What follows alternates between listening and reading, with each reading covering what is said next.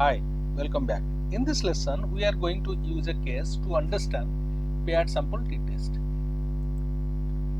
So, as we have discussed that paired sample t-test is used when we have conditions before and after the treatment, and we are going to compare means of before the treatment and values mean value of after the treatment that we are going to compare. Okay.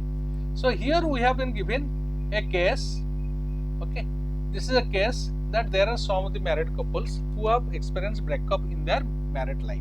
Okay, so we have the data for 20 respondents. We have collected data, and these figures tells about the alcohol consumption before and after the breakup.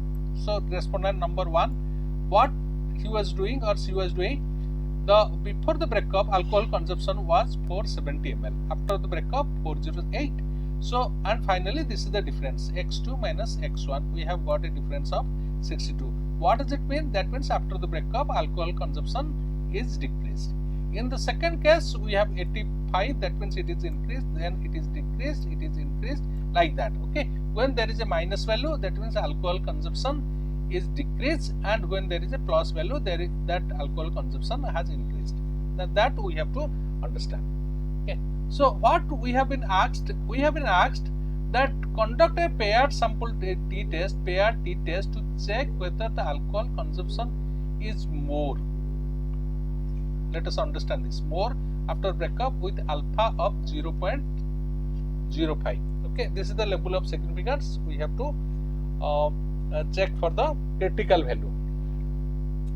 What does it mean? More means, that means if there is no difference in alcohol consumption before and after the breakup, that means it has to be 0. So when it is asking us to test whether alcohol consumption is more after the breakup or not, that means it has to be greater than 0. That is to be understood. Okay, so then this is the null hypothesis that we have understood. That means null hypothesis, it is mu d. D means this is the difference. This difference we are going to take the calculations from this difference. So mu d is here less than equal to 0, and alternative hypothesis is mu d is greater than 0. Why it is greater than? This is a right tail test, because here it is, you see the direction of the tail is right side, because it is more. Therefore, it has to be greater than 0. Okay, that we have been asked to test. So then this is the mean difference. We have got it. We have got the mean difference here. So you can see. So this is the mean difference. What we have done, we have summed up all these values. We have summed up all these values. Okay, and divided by 20. So and finally we have got this 11.5. So what is the standard deviations we have also taken? Corresponding standard deviations of difference of these columns. There is a standard deviations we have calculated. That is square root of variance we have taken, and we have got it 95.68. Okay. So then what we have put the value. This is t. We are going to use here. We are using here t-test. T means d. Okay, d means d, mean difference. This is mean difference. Okay, this is mu d. Mu d means this is 0. Okay, mu d is equal to 0. You can see. So this is the ST that we have the calculated value here. This is ST 95 point something that we have found, 95.67. Okay, that we have got it. Okay. Then it is a 20. Okay, it is the 20, sample size is 20 here. Okay, 20 is the sample size. This is root n. This is the sample size. Therefore, root this. And finally, what we have got? We have got this value. Okay. We have got this value.